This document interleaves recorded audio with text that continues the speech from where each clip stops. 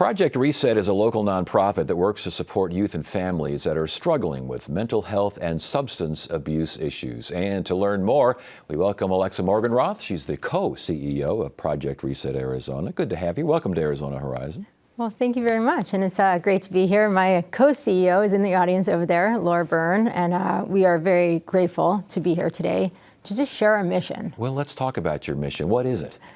It's to simply put, it's to help every Arizona youth and family get the services they need. You know, I'm a person in long-term recovery myself, and that process as a teen, adolescent, and young adult was incredibly filled with barriers.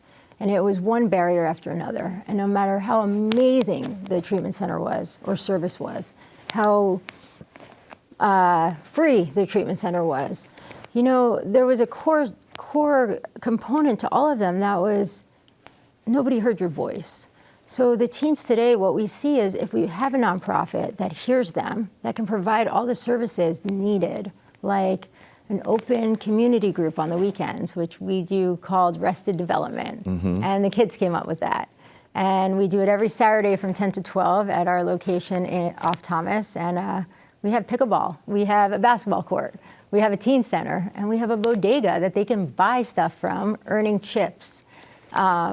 We have parent educations and community events.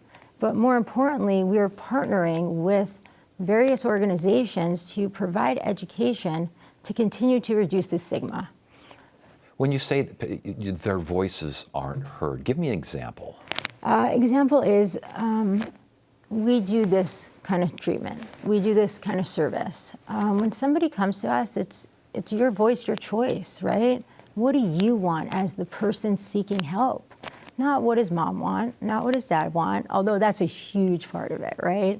And it's parents coming together, because we can't help a kiddo without their parents being part of it.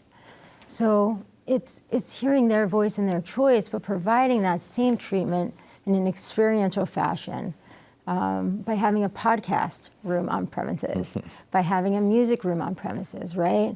By not just pushing them towards a group, by allowing them to say what kind of groups they want to be in, and then providing the information around it, specifically to reduce the recidivism of individuals getting in trouble in school. Yeah. And some of the programs, Prevention Refresh, is a 2-week after school program here. Describe that. So it's 2 weeks, it's essentially 40 hours, and it is to market to schools for free and to ask them to not go to suspension as their first angle, right? We'll take them, we won't charge you, we're a nonprofit, and we want to educate and we want to increase family communication. We want to decrease harmful behaviors, and we want to increase community.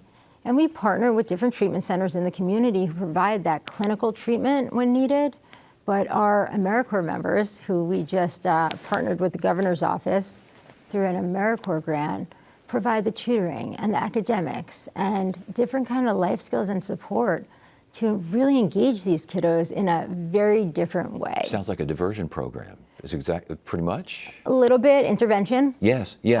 Intervention. And Rested Development, which you run, that's peer run. Peer run. That's basically you're in charge.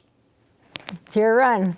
So I'm not in charge, but I mean you. I'm saying you're talking to the kids and you're telling them they're in charge. So we train the kiddos, and we train our AmeriCorps volunteers, and we do have staff present. Okay, there's always a staff present. Yes. But we have a pickleball court, right? We have a basketball court, but the point of that meeting is to bring the kiddos together to have an open conversation and discussion, because there's issues that they're experiencing that they're not talking about with their parents, that they're not talking about with their peers because of stigma. So how do we get these kiddos in one place, telling them it's okay to have these conversations? Hey, I felt bad when my friend posted this picture of me online. I can't stop scrolling the internet at night. Is there something wrong with me? You know, so we're having those open conversations, and we're seeing amazing outcomes from them the longer they stay. There's a parents' boot camp as well, and guest speakers. It sounds like it's an open meeting kind of a thing. Yeah, so we actually had to put it online recently due to the expansion of amount of individuals that were coming. We couldn't fit them in the room, so we now do that online. With our new property, we will be bringing that back in person.